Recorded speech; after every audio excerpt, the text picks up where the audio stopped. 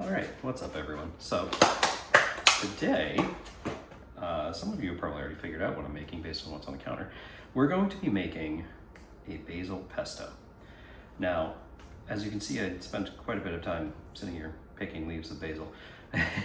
But to start off with, you want 2 cups, which is why I'm using this big measuring cup here. 2 cups densely packed basil leaves. Unlike cilantro, you don't really want basil stems in there. While I'm pretty sure they're edible, it's not a very good eating experience. They're kind of dense and they would really mess up the pesto. Now, another thing with this pesto is it's a very malleable recipe. I am going to be using it for a pasta dish. I'm using it as a pasta sauce with chicken and onion and tomato. Sorry, just investigating the leaves here. And what that's going to do is it's going to be cooked in a pan with the chicken. It's going to coat everything. So this is the version of the sauce that I would use. If I was going to be making a pizza, I can tell you the first edit I would make is less oil, because if you make this version of the pesto, you try to make a pizza with it, you're going to drown your pizza dough.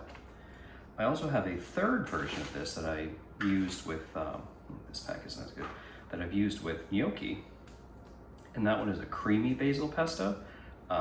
It's a little bit different, has some oregano in it because it's meant to go on something and be creamy and luscious. So that is a completely different recipe that I will probably make at some point after I make some gnocchi, which has been requested by multiple people now. It was one of the first things that my friend Brooke ever asked me to film, but I have not done yet.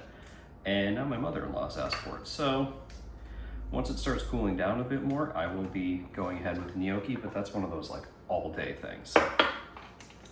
Now, I'm gonna have a little bit more than 2 cups just because there's not gonna be enough to put back.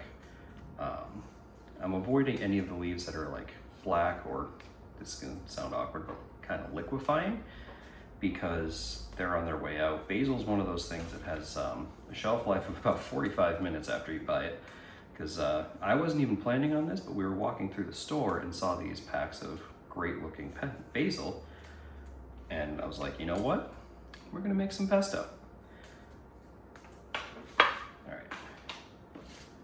This black spots. Okay, so now this is actually a really simple recipe. You're gonna just dump everything into a food processor or a blender. What you use is entirely dependent on the texture you're looking for. A blender will obviously be a little bit, got a flower in there. Or, oh, a stem, it looks like a grape stem. Gross. If you use a blender, it's gonna be a lot thinner, a lot smoother. This is a little bit chunkier, but again, it's partially because of what it's gonna be used for that I'm choosing to use the food processor. Get in there. The leaves are a little sticky. They do like to stick to things.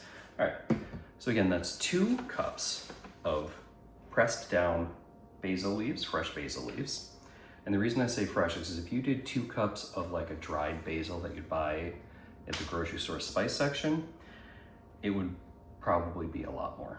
Now we're gonna take 1/3 of a cup of pine nuts, which are very expensive. So if you don't have them or you can't afford them, I feel you there.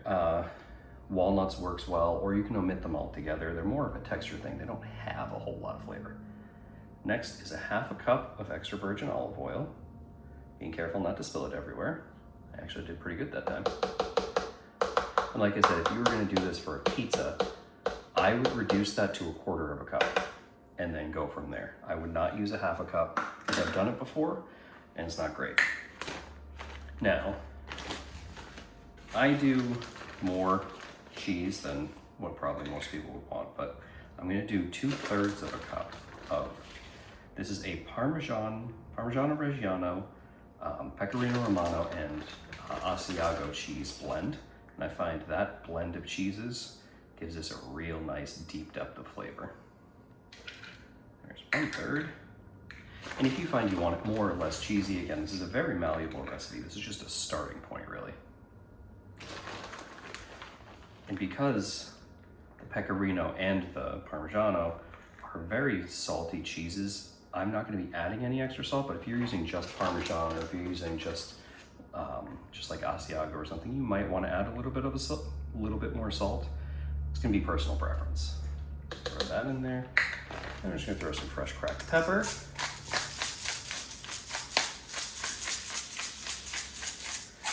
And then that's your pesto. Now you're just going to pulse it in your food processor until it comes up to the desired consistency. I do it a little bit chunky just because it sticks to the pasta and the chicken real well that way. And hold your ears.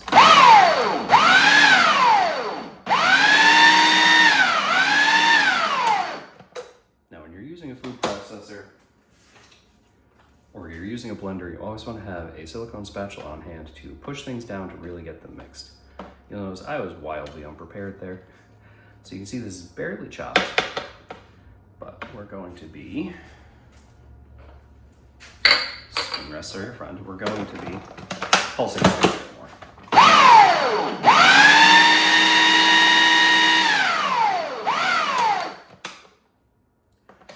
And again, I'm not sponsored or anything, but I don't like single-use kitchen gadgets. So this is a base that has a blender, it has a food processor on it from Ninja Kitchen, and it makes life a lot easier to be able to have something you switch out and use for multiple things. That way you're not taking up a lot of space.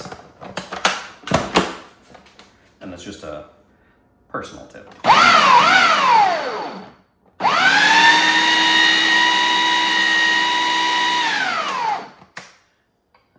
See, it's a little bit thicker than I want, so I'm probably gonna add a tiny bit more oil. This would still be too oily if I was gonna use it on a pizza. Like I've said, I know I sound like a broken record, but I have made these mistakes so you don't have to. Yeah, you just wanna keep an eye on it, pulse it a little bit here and there and see what you got. I will say, when you put this in the fridge, it's going to be a solid block of pesto. When you refrigerate something like extra virgin olive oil, it just solidifies entirely.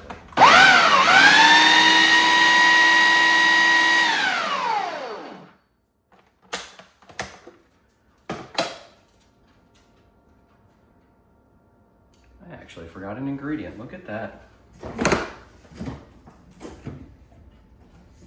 It's supposed to have garlic in there.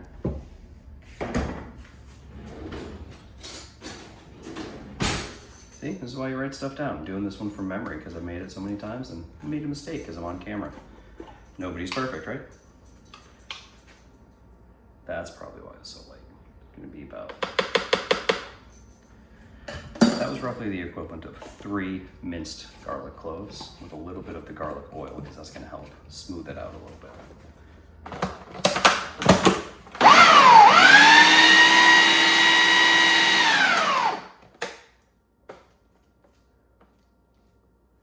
There we go, that's looking much better. And smelling much better. Probably just gonna give it 1 or 2 more pulses just to smooth it out, and then I'll give you guys a look at what it looks like when it's done. And there we have it. We have our basil pesto ready for our chicken. I'm gonna be making it tomorrow. I just wanted to get that done because the oil, like I said, is gonna solidify in the fridge. It's gonna help preserve that basil a little bit more than it would be able to on its own. So yeah, hope you guys enjoy.